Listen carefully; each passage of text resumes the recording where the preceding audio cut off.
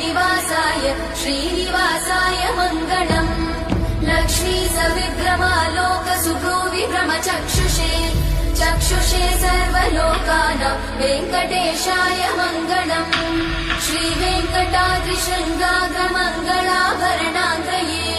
मङ्गलानां निवासाय श्रीनिवासाय मङ्गलम् सर्वावयव सौन्दर्य सम्पदा सर्वचेतसां सदा सम्मोहनायास्तु वेङ्कटेशाय मङ्गलम् नित्याय निरवध्याय सत्यानन्दचिदात्मने सर्वान्तरात्मने श्रीमद् वेङ्कटेशाय मङ्गलम् स्वतः सर्वविदे